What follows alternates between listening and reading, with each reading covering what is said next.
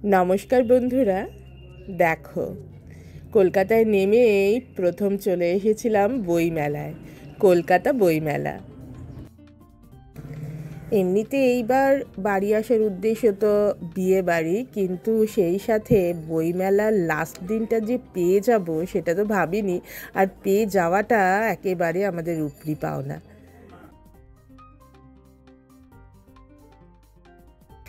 আমি পার্সোনালি গল্পের বই পড়তে যে খুব ভালোবাসি সেরকম কিছু নয়, তবে আমার দুই মেয়েই কিন্তু গল্পের বইয়ের পোকা। বিশেষ করে বড়টা তো আরও বেশি। ছোটোবেলায় এরকমও হয়েছে যে লাইট অফ করে দিয়েছি কিন্তু কম্বলের মধ্যে টর্চ নিয়ে লুকিয়ে লুকিয়ে বই পড়ছে। আর এখন ছোটোটা তো দিদির দেখে দেখেই বেশিটা শেখা, আর নিজের ভালোবাসা তো আছেই, তাই বই পড়তে দুজনেই খুব ভালোবাসে। দেখো কি সাংঘাতিক ভিড়! এই আনন্দ পাবলিশার্সের লাইন কোথায় গিয়ে যে শেষ হয়েছে তার ঠিক নেই। এইসব দোকানগুলোয় আজ তো আর ঢোকাই যাবে না, দেখা যাক কোনগুলোতে ঢুকতে পারি। এই যে এই দোকানটায় ঢুকেছে এটাতেও বেশ ভিড়, তবে হ্যাঁ লাইন ছিল না বিশেষ। এইটায় ঢুকে তিনি নিজের পছন্দের কিছু বই কিনেছে এখান থেকে।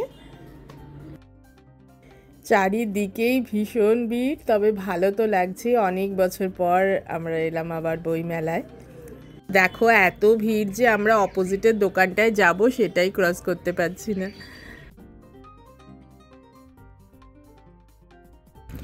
এবছর বইমেলার থিম তো ছিল জার্মানি, আর এখন তাই জার্মানির প্যাভিলিয়নে ঢুকছি আমরা।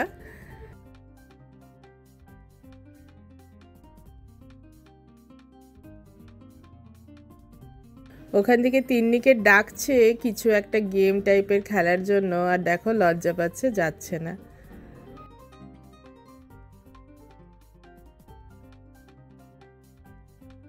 তারপর দেখো গেছে, ওখানে জার্মান ল্যাঙ্গুয়েজে কিছু অ্যানিমালের নাম লেখা আছে কাগজে, আর কিছু অ্যানিমালের ছবি টেবিলে রাখা আছে। ওই নামের সাথে ছবি ম্যাচ করতে হবে, আর যেহেতু নামগুলো জার্মানে লেখা আছে অনেকটাই গেস করে ম্যাচ করতে হবে। তো সেইটাই ছিল ওদের ওখানের খেলা। তো তিন্নি লাস্ট অবধি খেলে ওই মানে ওরাও হেল্প করেছে, তো একটা ছোট টোকেনও দিয়েছে গিফটের মতো।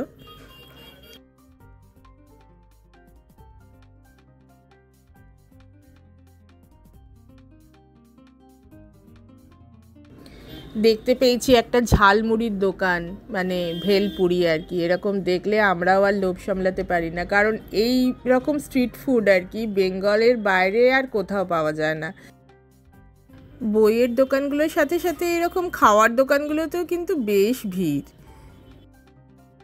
তোমরাও কে কে এই বছরের বইমেলায় এসেছিলে? আমরা তো প্রায় অনেক বছর পর, 15-16 বছর তো হবেই পর আবার বইমেলায় এলাম।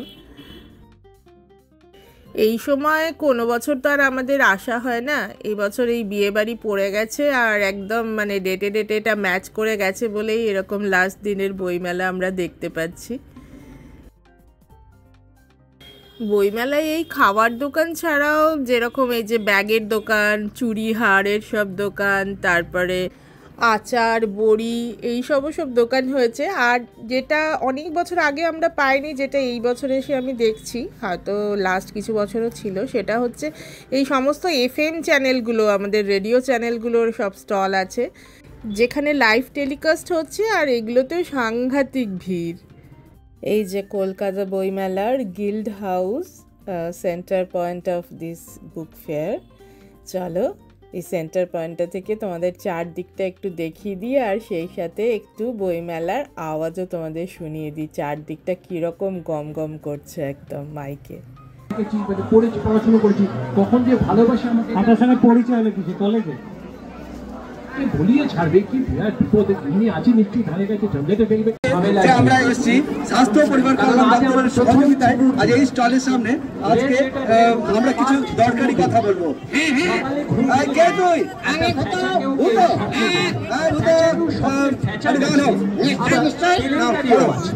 স্বপ্নটা হলো আমাদের থার্ড সেমিস্টার। সে 40 টাকা কিলো বেগুন বেচছে, আপনি বইয়ে বলবেন ভাইরে 2 কিলো নেব 35 টাকা করে দিবি না। এইটা হচ্ছে বিশ্বভারতী স্টল। এখানে ঢুকলাম, রবীন্দ্রনাথ তো আমাদের সবার প্রিয়। তিন্নিকেও দেখি কিছু ইংলিশে রবীন্দ্রনাথ সম্বন্ধে বই কিনে দেওয়া যায় কিনা এখান থেকে। আর দেখব যদি কোনো ইংলিশ নোটেশন পাওয়া যায় রবীন্দ্রসঙ্গীতের, যেটা তিন্নি নিজের ভায়োলিনে বাজাতে পারবে দেখেই। তো দেখি কি কি পাই।